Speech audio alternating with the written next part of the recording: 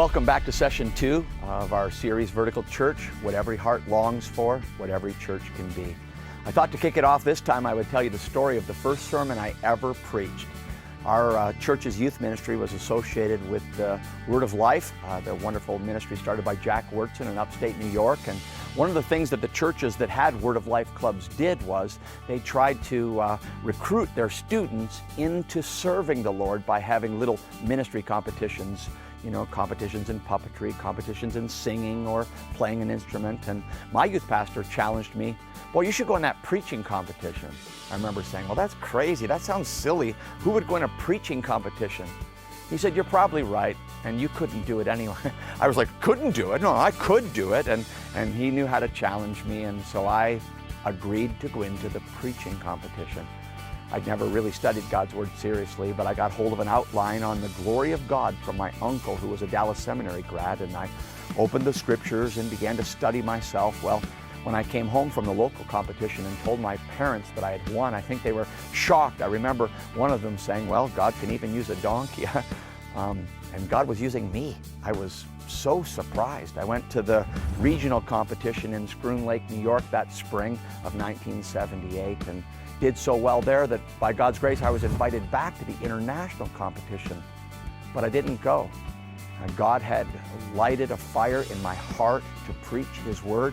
In fact, I never went back to Schroon Lake until 30 years later.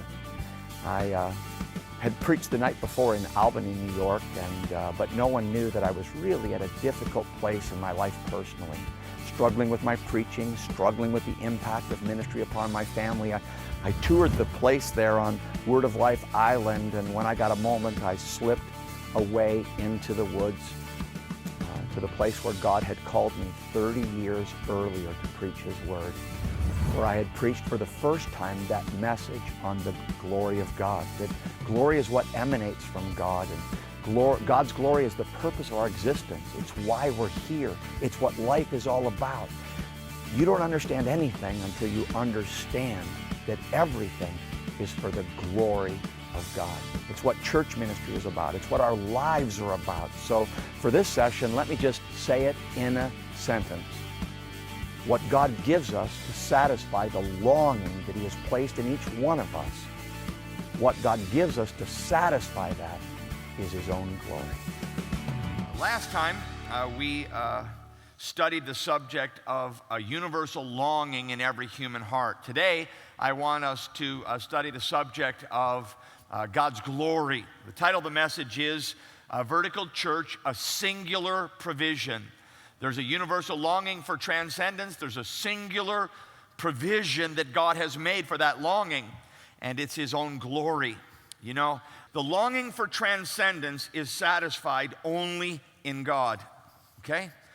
The longing for transcendence is satisfied only in God. Our first message was about that universal longing, how it's not about how we're different. It's not about he has yellow skin.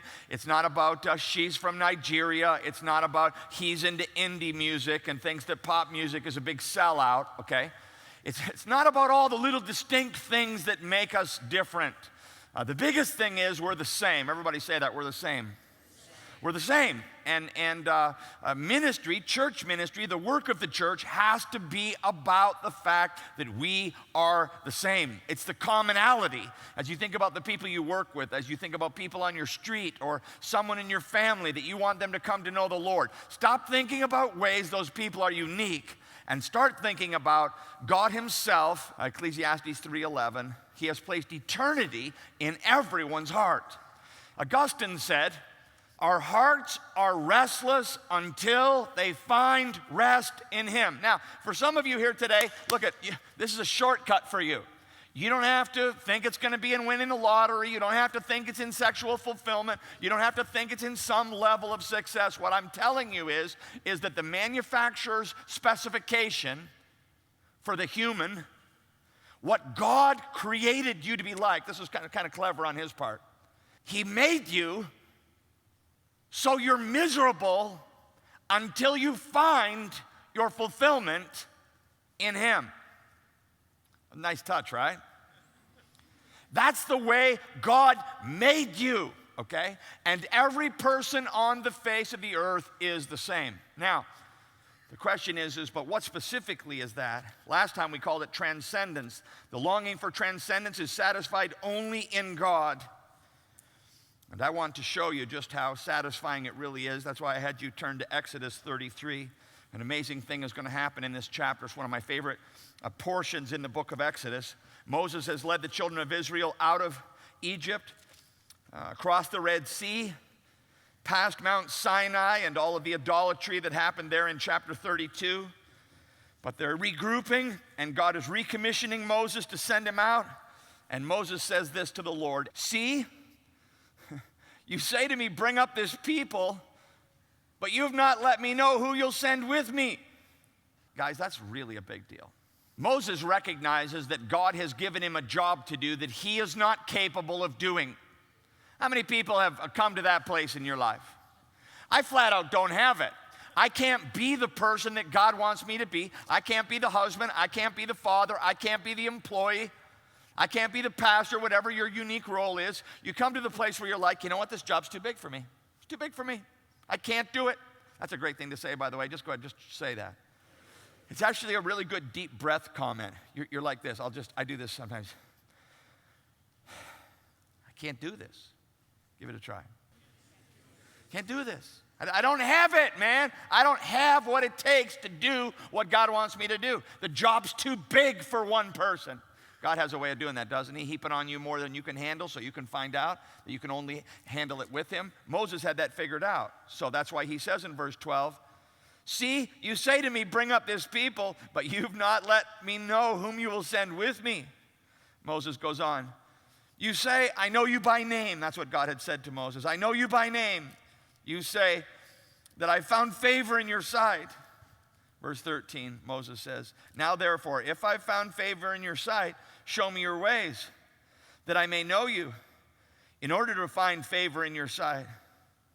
He says, if I really have your favor, God, if I really have your blessing, if I really have it, then I have to know.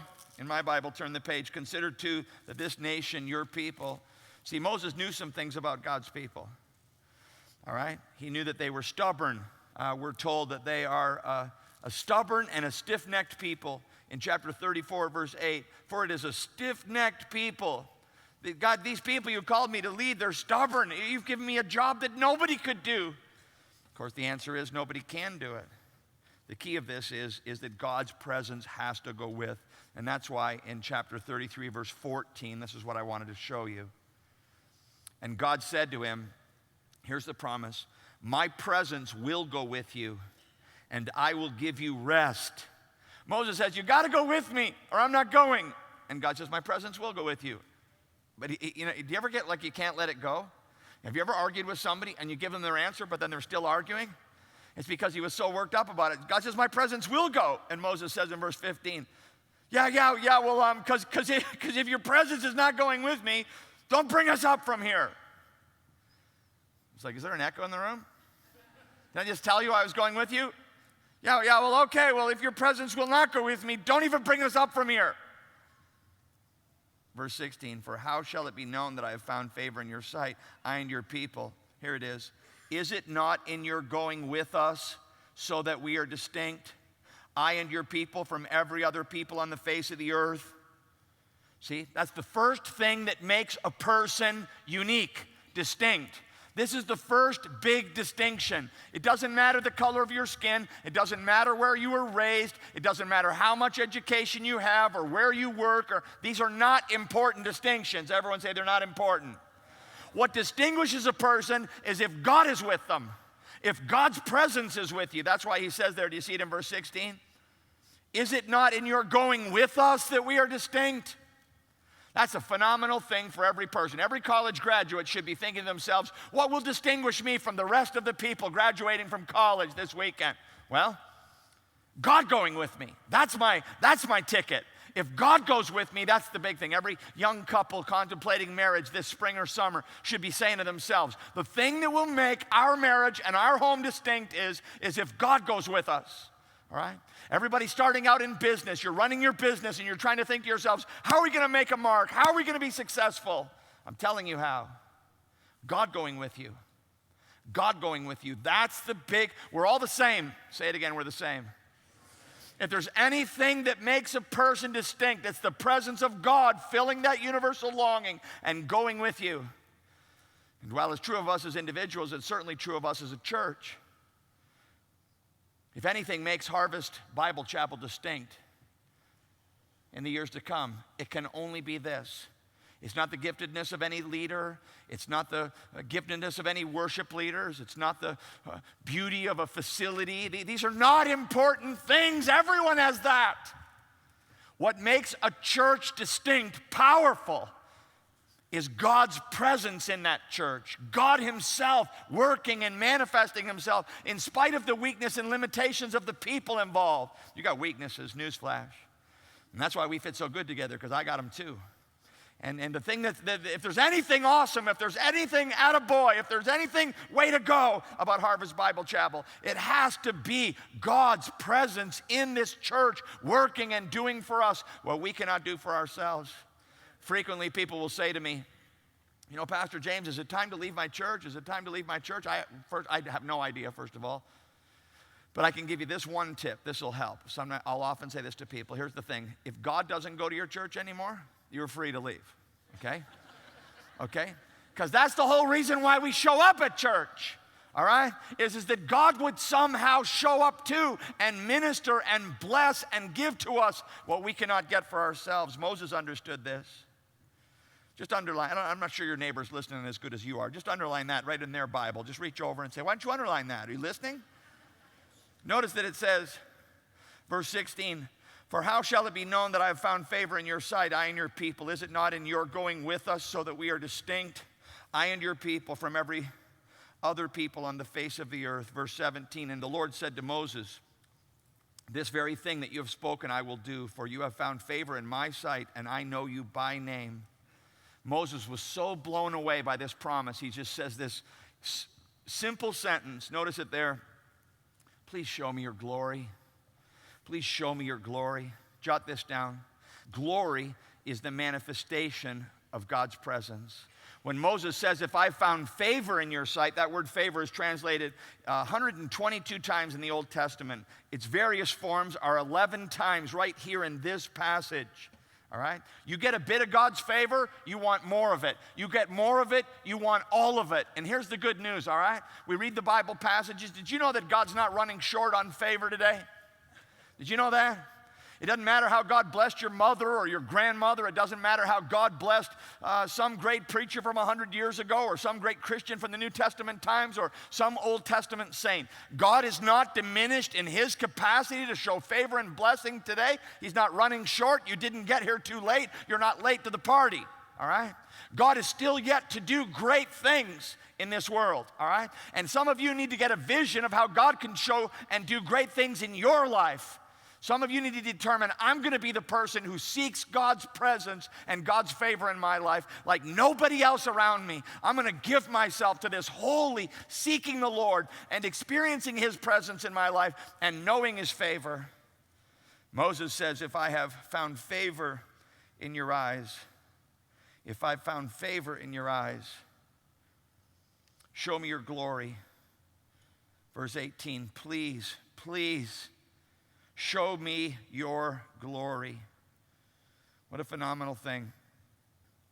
I want to kind of break this down for you, what this is. I got a little chart that I made up, and there's a lot of different terms being used in the passage. The first one is this idea of blessing, okay?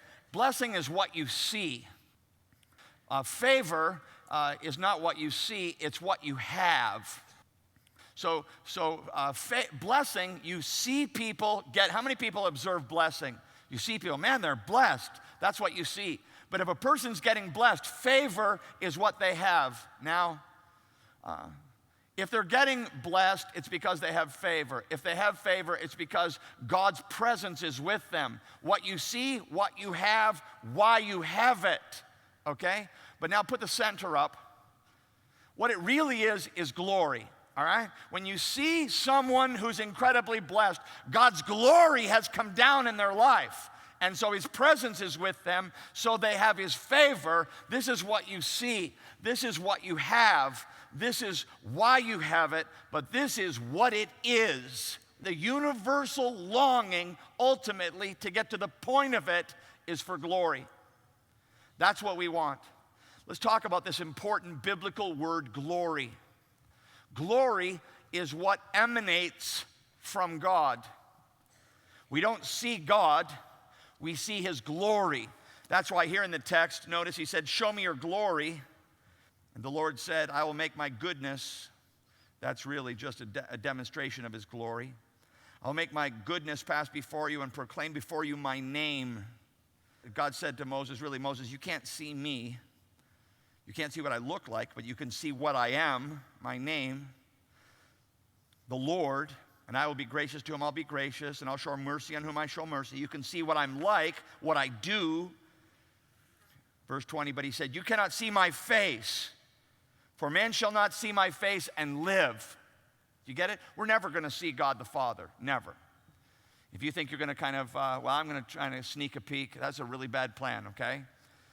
No one can see God and live, this passage says. Hebrews says that God is a consuming fire. Paul said that He dwells in unapproachable light. Okay, we don't see God the Father, we see His glory. We see His calling card. We see His signature. We see His, probably the best understanding is we see God's fingerprint. Anytime you see God's fingerprint, that's glory. Anytime you see evidence that God has been there, that's glory. Now, this is really an important concept to understand because most people, I just think they don't have it. Let's try to give some illustrations of it. All right, for example, if you see a beautiful sunset, something we haven't seen a great deal of, but I'm trusting God for some of these this summer. And have you ever had that experience when you see a beautiful sunset and it kind of takes your breath away and you're kind of like, and you think to yourself, wow, this probably didn't come from like an explosion in space. There's got to be a God who made all of this. You see it in a sunset. You see it, I think, in a mountainscape. I love the mountains. And you see a beautiful mountainscape and you say to yourself and you recognize that all of this didn't come by accident. That design, here's an important sentence, design shouts designer. If you see a fingerprint, you know a thumb was there. If you see something glorious, you know God was there. Glory is the manifestation of God's presence. It's His fingerprint. It's the evidence that the Creator has. It takes your breath away. And it's not just the big and the beauty in creation. How many people have stood in this place?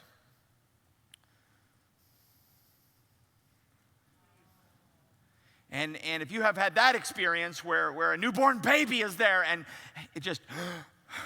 You just think to yourself that God had to have done this. God is the one who gives life. God is the one who creates new life, and you have a sense of His glory. I have the sense of God's glory sometimes when I stand in a worship service here at Harvest, and I look at all of us, and I think how much you love the Lord, and how did that happen? And something has happened to you, and God has shown up in your life, right? And now you love what you despised, and now you're passionate about what meant nothing to you, and you've had your brain taken out and washed off and put in a different way. And it is a glorious thing when God's people get together. Look at all of us. What a bunch God's pulled together, right? And really just a bunch of misfits, but we've experienced grace, and we've seen glory, and it's our passion, amen? All right? That's what glory is. It's God's calling card. It's God's signature. It's God's fingerprint. It's any manifestation of God Himself. It's what makes us distinct. Humans try to distinguish themselves in a lot of ways. Try to get themselves to the head of the line. Try to get their head above the crowd. Try to get their name in lights. But I'm telling you, the only real distinction that matters, the only real distinction that matters is God's presence, which is God's glory. Glory is the manifestation of God's presence. Here's a sentence I've repeated. As heat is to fire, think of a fire. What comes from a fire? Heat. As heat is to fire, as wet is to water, as light If you don't have to look up, you can feel the light. There's got to be some light bulbs in here, all right? Light is what emanates from a light bulb. Heat is what emanates from a fire. Wet is what emanates from water. Glory is what emanates from God. Anytime you see glory, it's what shouts the existence that there's a God. There has to be a God. The Greek word is doxa. It's the light that comes from something else brilliant. And in the scriptures, it's used only of God. And that's why this third thing is important. Jot it down. Glory is God's and God's alone. This is the principal discovery, that glory belongs to God alone, okay? We don't gather for any created thing. We gather for the one who spoke and the worlds were formed. He pulled all this universe together, and glory belongs to him alone. Who's got a watch? I need a watch. Got a watch? Watch. Nice. Watch.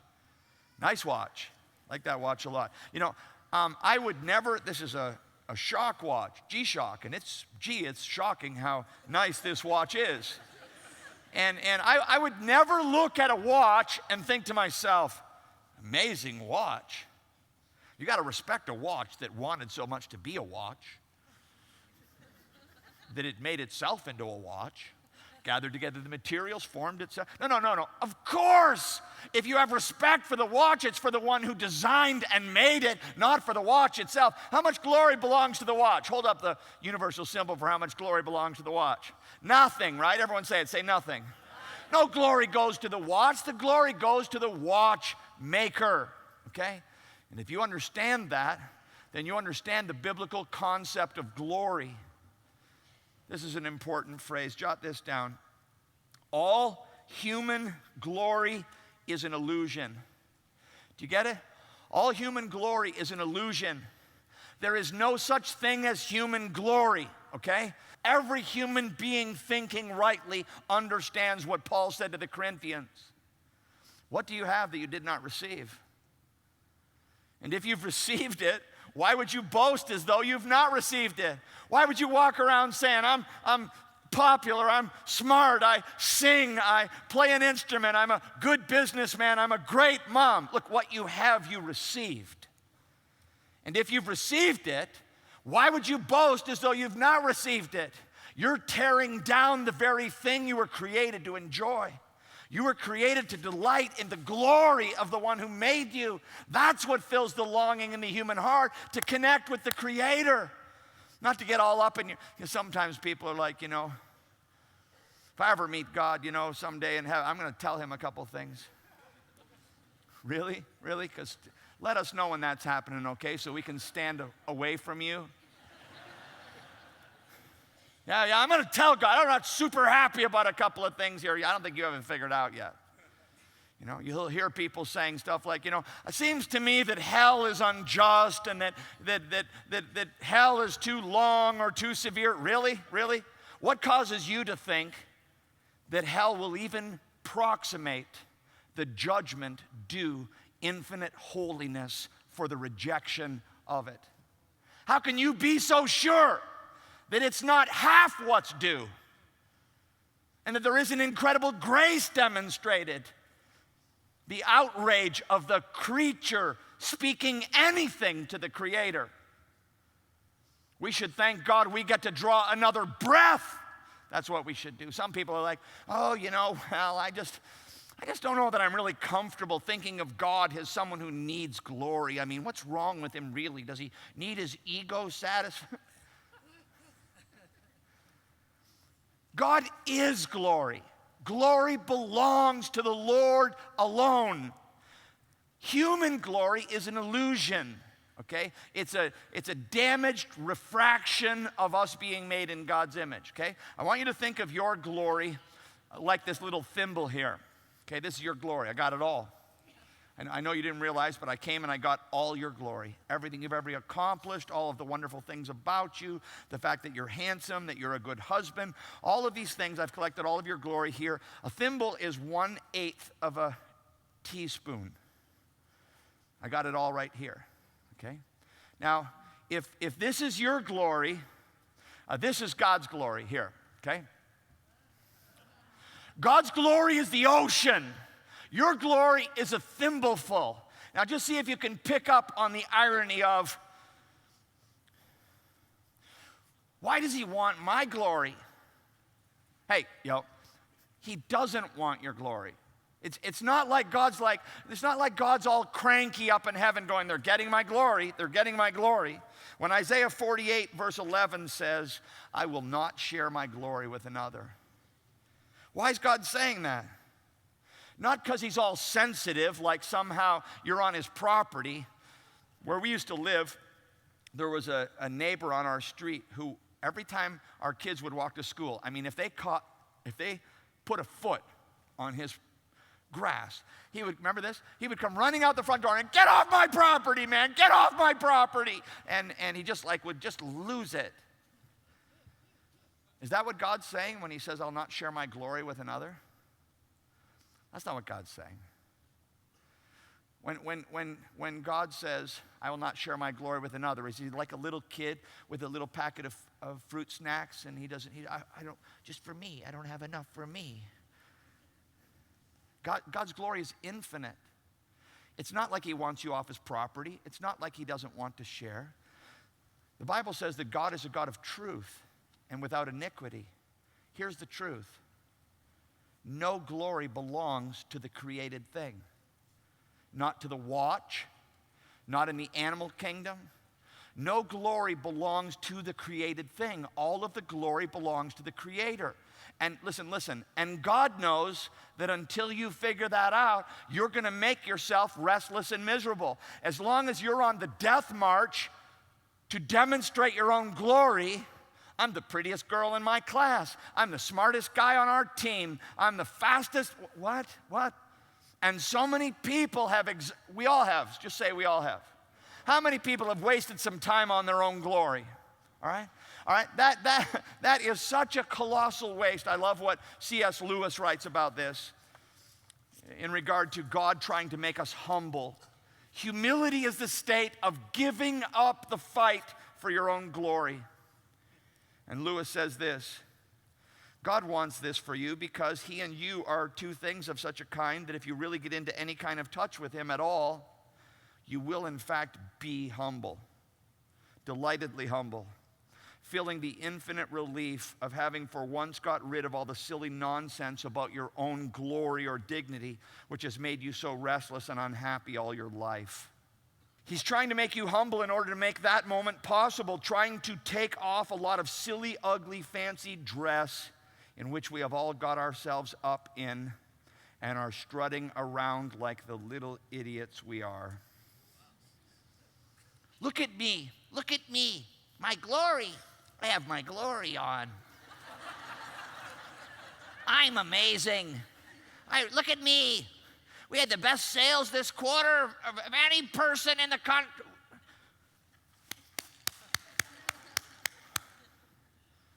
Misery is what that produces.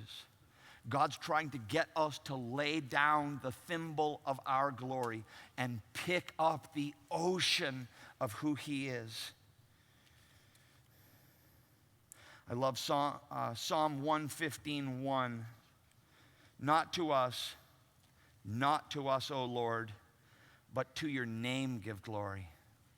Listen, to come to the place where you not only don't want it, but that it makes you uncomfortable. Not to me, God, not to me. To your name give glory. That's what we're living for. That's why we're here. This is the surrender of a man who has fought for too long in a battle that he knows he can't win. Surrendering to the glory of God alone. Hey, do you know who this guy is? This is Hiru Onada, and he was a Japanese soldier in the Second World War. Right before the Japanese surrender, he was sent out by his commanding officer with these instructions. Check this. He was told that he should go out. You are absolutely forbidden to die by your own hand. It may take years, it may take 5, but whatever happens, we will come back for you. Until then, as long as you have one soldier, you are to continue to lead him. If you have to live on coconuts, do it. Under no circumstances are you to give up your life voluntarily. And they sent them out, look at the map. They sent them out to this island called Lubang, which is in the Philippines. And see that little teeny island? He was told to hold that island. And he did until 1974. Leaflets were dropped saying the war was over. He took it as propaganda. Search teams were sent out. He said, they're trying to trick us. Eventually they were down to 4, then just down to 3, then down to 2. His final partner died like in 1972. And he continued to fight on until a university student went and found him and said, it's over, it's over. The reason why they knew he was out there was because during these years when the war was over, they killed 30 Filipinos, and they wounded about 100 others. And then every time they would come out of the jungle and kill somebody, they would send out search parties. And they said, oh, well, the search parties, that's proof. They're trying to get us. And they'd go back into the jungle again. He lived there all through the 50s, all through the 60s, into the mid-70s, fighting a war that was, tell me, it's over. It's over. Listen, listen, listen. The battle for glory is over. God wins. All right? Glory belongs to God alone. And every time you pick up a weapon in your own defense, every time you fight for your dignity, your reputation, your honor, every time you insist on being heard, insist on being right, demand your way in something, you are fighting a battle that has lost, and you are losing yourself. You were made to long for something. People who don't know what it is call it transcendence. People who do know what it is call it glory. Paul said to the Corinthians, what? Do you not know that your body is the temple of the Holy Spirit, which you have from God, and you are not your own, for you are bought with a price? Therefore, glorify God in your body and in your spirit, which are God's. This is what we were made to do. We were made to display the awesomeness of who God is. Our life is supposed to be the fingerprint of God. People are supposed to look at you and go, not him ever. That's got to be God. That's got to be God the way she's carrying that burden. That's got to be God the way he's handling that trial. This is what our lives are supposed to be about. Jot this down. Glory is the purpose of God's universe. Glory is the purpose of everything that God has made. Psalm 19:1 says, the heavens declare the glory of God, and the sky above proclaims his handiwork. God made the macro world in its infiniteness to display his glory. That's why God made outer space so big, so it would make our head explode. So we would be like, there's a God, there has to be. Scientists now estimate that, well, this will help. You know what a light year is? How far light travels in a year? Like if you turn the lights on in here, how long does it take from the light to get to the floor? Not long. Just take that out across space. Light travels at 186,000 miles per second. So if we turned the lights on here and the light was powerful enough, it would reach 186,000 miles like that. That's how they measure space, because regular miles, it gets too big, so they measure space in light years. So how far does light travel in a year? Here's the number, 6 trillion miles. 186,000 miles in a second. In a year, light travels 6 trillion miles. Do you understand? Say, no, I do not. Okay, now here's the amazing thing. So then, if light travels 6 trillion miles in a year, how big is outer space? Here's the number. 13 trillion light years. 13 trillion times 6 trillion. Oh, I don't have a head anymore. Don't think about that very long, okay? And what is that expanse of outer space shouting? There's a God, there's a God, there's a God who formed it all. I mean, we know intuitively that a watch can't self-create, all right? And certainly the universe cannot self-create. There's a God. It's true in the macro universe, it's true in the micro universe. Whether if you look into the micro universe at a cell or an amoeba or a DNA strand, these things are seen incredibly in the micro universe. Little things, I'm talking little like so little that little doesn't even begin to describe how little they are. So little that when they get those power microscopes turned on it, now instead of it being trillions of light years, now it's trillions of things in the palm of your hand. And God's glory is displayed in the macro universe, and God's glory is displayed in the micro universe. And Psalm 19:1 says that the heavens declare the glory of God, that the universe is shouting there's a God. Are you listening? Romans 11:36 says that of him and from him and through him and to him are all things. It's why we're here. The universe is for God's glory. The solar system is for God's glory. The planet Earth is for God's glory. You are for God's glory. That's why you're here. And to get into touch with that is to begin to understand what you were made for. But we're not in touch with it. So many of us are delusional about our own glory. Another Second World War illustration, Joe DiMaggio, the great baseball player, had come back from the war. And like most of the soldiers returning home in the summer of 1945, he didn't immediately report to his day job. And he showed up at Yankee Stadium one day, not to play baseball, but just to kind of sit quietly in the stands. He brought his 4-year-old son with him, and he sat there, but he was so famous and so well known that some people began to see him. And first a few people, then a lot of people, then the entire stadium began to shout, Joe DiMaggio, Joe DiMaggio. The people were screaming the war was over and the superstar was back, and they were so excited. And his little 4-year-old son, true story, his little 4-year-old son beside him heard the cheering crowds, and he looked up at his dad and he said, "See, Dad, everyone knows me."